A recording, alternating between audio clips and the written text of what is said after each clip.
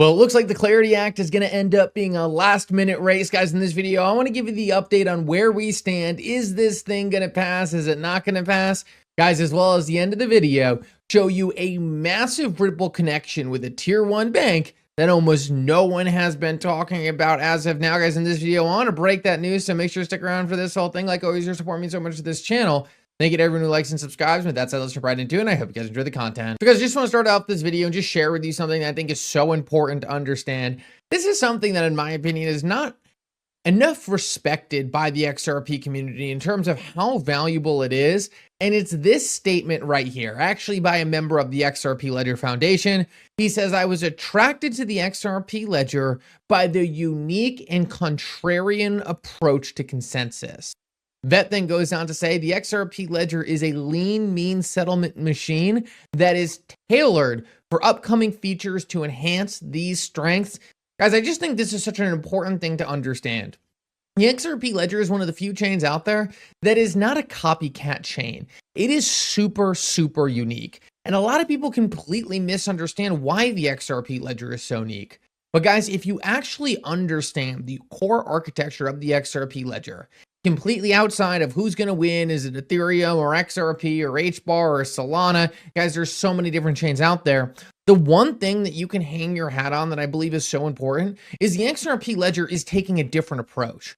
It's different than everything else out there. So guys, while there is a massive competition out there in the blockchain world, the one thing that I have always loved about the XRP Ledger, and in my opinion keeps bringing me back to it, is the fact that it has a differentiated and unique approach trying to solve a narrow, specific, but extremely large problem.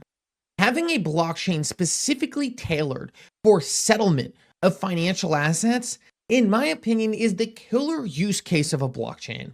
And I don't need my blockchain to do a million different things if it doesn't do as good of a job as that one use case, because the XRP Ledger has always been focused on what I believe is the purpose of blockchain technology as a whole. When I first got into blockchain technology, I got in because the use case that I thought blockchain could disrupt was the outdated and broken settlement rails in our current financial system. And while all of these other blockchains are trying to do all these different things, some of them super cool, some of them, in my opinion, not so cool, some of them very important, some of them not so important, when it comes to what the core idea of what blockchain was made for, the infrastructure for the financial system was always the thing that I thought was the biggest and most obvious use case for this technology. And guys, having the XRP Ledger being specifically tailored for that, I believe, is so important and a massive validation thesis to this ecosystem. With that said, I want to move on and quickly talk about the Clarity Act. Guys, the big guns are coming out. Tom Lee is calling for the passage of the Clarity Act. Just a quick update. John Thune, the Senate Majority Leader, actually recently came out and said that he believes that they will hold a vote on the Clarity Act before the end of the week. So everyone cross your fingers, and not only cross your fingers, but call your senators and let them know that this vote needs to happen and they need to vote yes for it. At the moment, we don't know if we have enough votes to pass it. We believe that the votes are there. But right now, there's still a strong coalition on the Democratic Party trying to get them all to vote no. Now, I don't think it's going to shake out that way. But guys, there is only one way for certain to completely get rid of that negative scenario. And that is to call your senator and let them know they will not be back in office unless they vote yes to the passage of the Clarity Bill. I know it seems so silly. I know it doesn't seem like a big deal. But guys, the truth is simple. If senators feel pressure that if they don't align with the cryptocurrency community, they could potentially lose at midterms, they are going to vote yes. We have already seen Democrats in the prior years, including the Genius Bill, actually vote against party lines for the passage of cryptocurrency clarity. They are willing to do it, but they have to do it for a cause. And the one cause they care about more than anything is them staying in power. So guys, do your part, push it over the finish line. And these next couple of days are going to be extremely interesting. My forecast is that before the end of the week, we will have a vote on the Clarity Act. And guys, Maybe this is a little bit more hopeful, but I do believe that we will have the votes to pass it. I don't think anyone wants to oppose this. I don't think there's an anti-crypto army. I believe that even the Democrats who are being instructed to vote no to this thing are going to have enough common sense to push this over the finish line. I know that's asking a lot. I know that's saying something crazy. But guys, the truth is even the Democrats who are really trying to fall in line with this anti-crypto narrative, some of them are just younger people who know better and have personally talked extremely positively about crypto in the past. And guys, I just think when that opportunity is in front of them, they're not going to be able to turn away from it, but it will help if you actually put some pressure on them. So guys, make sure to do your part, call your senator. And if you don't want to do that, connect to Congress via John Deaton's website. Guys, go to connecttocongress.com. It will queue up a message for you with your representatives to send them a notice. Guys, do your part, get it done. With that said, I wanted to share with you a quick post from Monica Long. She says something very interesting here that I thought was interesting.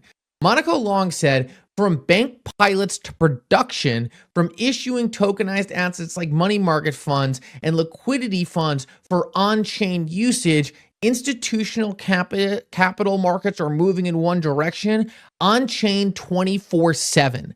I think this is such an interesting quote because Monica Long is now talking about the fact that they are moving out of these pilots. That for the longest time, we have been working with these financial institutions. We've been setting up potential use case fixes with blockchain technology to their problems, but we've always been stuck in this pilot phase. It seems like from Monica Long's language right there, we are starting to move out of the pilot phases. And guys, I just think we're going to keep seeing more and more big news developments like this. Guys, in Wells Fargo's developer portal, there is now a direct reference to Ripple Treasury. This is the piece of it that I think a lot of people have missed. Ripple, for a long time, was heavily criticized for not forcing cryptocurrency upon their clients. Ripple, as a financial firm with product sets outside of purely crypto, was working with financial institutions in a way that didn't always directly involve the XRP ledger. And there was two schools of thought here. The negative school of thought was that, oh, Ripple doesn't actually care about XRP. It's just a fundraising mechanism for them. Ripple is going to keep expanding the other parts of their business, sell off all their XRP, and forget about blockchain entirely. And guys, that is the view that I think a large portion of the crypto market actually still believes today. But let me tell you something that is a much more sensible, logical, and I believe the real answer. Ripple holds a massive stack of XRP. Ripple was part of the early creation of the XRP ledger. Ripple is extremely bullish on XRP and additionally profits massively from XRP's success. As one of the earliest firms committed to contributing and developing the XRP ledger, they understand its power more than anything else. And that company understands that in order to take on the financial giants, they are not going to win doing the same exact thing as they are already doing. The financial giants, their network effects are far too deep, they are far too well capitalized, and they have too much of a stronghold over the current politicians. The only way that Ripple can actually win over the long run is to do something different. To introduce a new tech that these firms don't have. To introduce a new tech that is drastically more efficient, faster, and can solve space-age problems the current system can't today and will never be able to. That is Ripple's only chance for disrupting. And all those capabilities are done and issued by the XRP ledger. The truth is as powerful, as smart, and as capable of a company as Ripple is, it is nothing without the superpowers of the XRP ledger. And I fundamentally believe that this goes to the core depth of Ripple, the company. So guys, the truth is if that is the case, and if Ripple really does believe that, then all of these partnerships, right? All of these non-crypto relations that Ripple has been building out over the years were all just tentacles to slowly creep in to the infrastructure stack of the largest financial institutions on earth and slowly pull them towards the XRP ledger. I believe what you're going to start to notice is every single banking institution, whether it's through a Medico, whether it's through a Ripple Treasury, whether it's through the RLUSD stablecoin, whether it's through Ripple Prime, is going to have some nexus to Ripple. And I believe this is the real network effect Ripple's been building out behind the scenes. It's not the flashy one because these firms weren't really ready to dive in just yet. But what Ripple was actually doing was creating the connections that would matter most over the next couple years. When there is the full institutional adoption of this technology with clarity, there is one player who has every single relationship to dominate the industry and create the most regulated cryptocurrency environment with the highest level of institutional participation out there. And guys, that is the XRP ledger. So once again, I think this is just a sign of things to come. I think what we're really starting to see is Ripple's tentacles run much deeper than anyone truly understands. And guys, the last piece of the thesis being correct is simply, will they plug into the XRP ledger? Guys, in my opinion, that is not a question because the XRP ledger is the crown jewel of all this, but some people might not still believe it.